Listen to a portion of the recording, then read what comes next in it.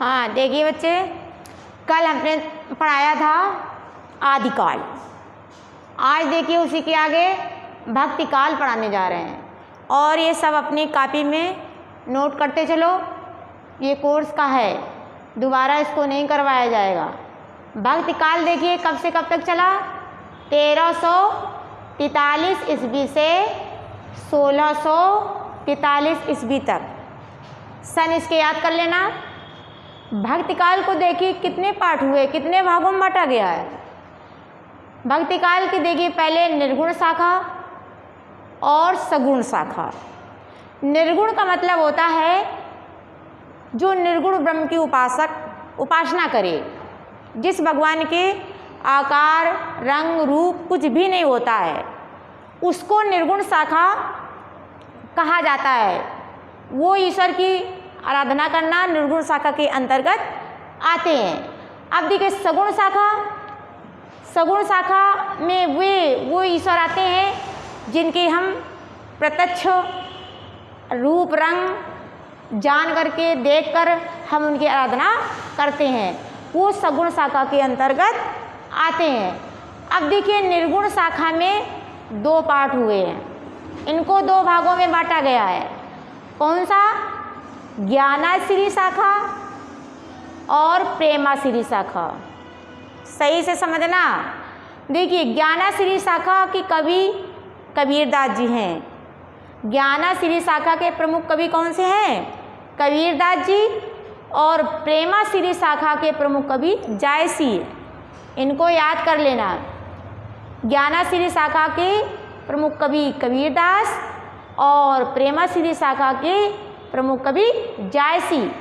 अब देखिए सगुण शाखा को भी दो भागों में बांट दिया गया है, राम भक्ति शाखा और कृष्ण भक्ति शाखा। राम भक्ति शाखा के प्रमुख कवि तुलसीदास जी हैं। कौन से हैं? राम भक्ति शाखा के प्रमुख कवि तुलसीदास जी। और सगुण भक्ति शाखा के प्रमुख कवि सूरदास जी हैं। इनको आप याद रखोगे, ये भक्तिकाल के कवि हैं।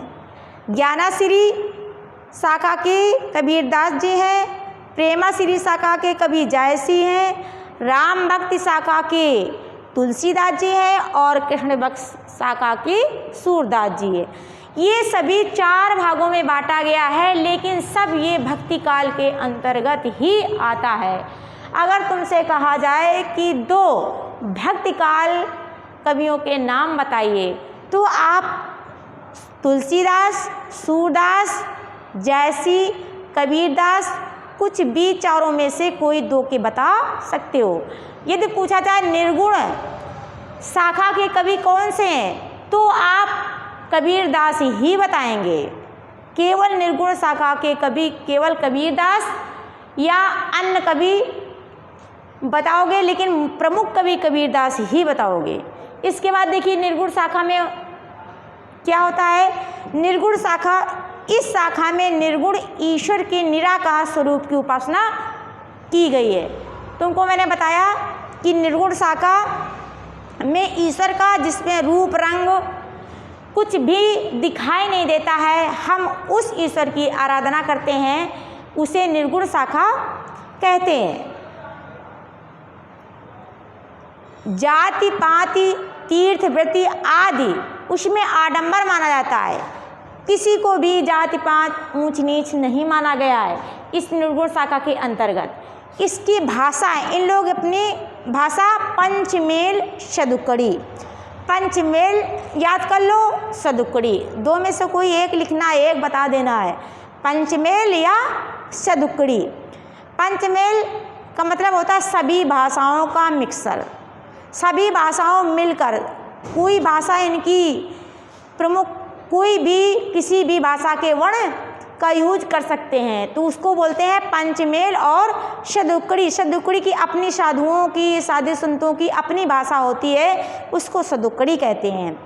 अपनी रचनाओं में इन्होंने प्रयोग किया है, प्रमुख कवि कबीरदास जी हैं। अपनी रचनाओं में इन्होंने पंचमेल या सदुकड़ी भाषा का ही प्रयोग किया है। कौन सी भाषा का प्रयोग किया है? शतुकड़ी व पंचमेल। अब इसके प्रमुख कवि कौन से हैं? कबीरदास, ये याद रखोगे। और आगे देखिए, इनके और अन्य कवि हैं। इनके अन्य कवि कौन से हैं? रैदास, नानक, दादू, मलुकदास, धर्मादास और सुंदरदास।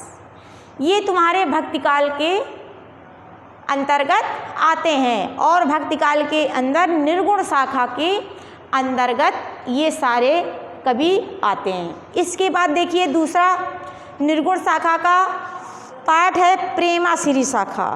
अब देखिए, प्रेमाश्री शाखा के अंतर्गत क्या होता है? इस शाखा का श्रेय सूफी मुसलमान कवियों को जाता है। सूफी मुसलमान कवियों को जाता है। नायक और नायिका के प्रेम गाथाओं का बड़े सुंदर ढंग से प्रस्तुत किया है इन्होंने। नायक और नायिका के प्रेम प्रसंग, प्रेम गाथाओं को इन्होंने अपनी रचनाओं में सुंदर ढंग से प्रस्तुत किया है। और ये देखिए, अपनी रचनाओं में दोहा और चौपाई का प्रयोग किया है।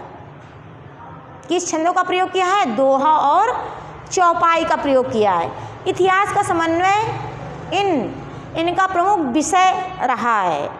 इस शाखा के सर्वश्रेष्ठ कवि मलिक मोहम्मद जायसी जी।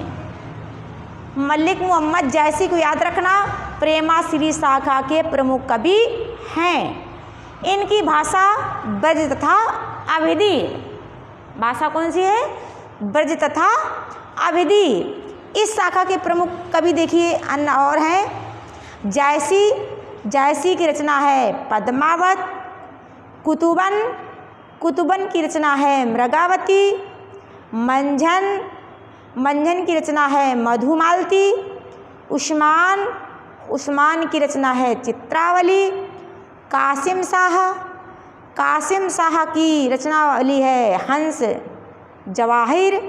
और शेख नबी, इनकी रचना है ज्ञानदीप। इस तरह से तुम लोगों को बच्चों मैंने भक्तिकाल पढ़ाया है। अब कल रीतिकाल पढ़ाएंगे। इसको कॉपी में लिखना और याद भी करना है।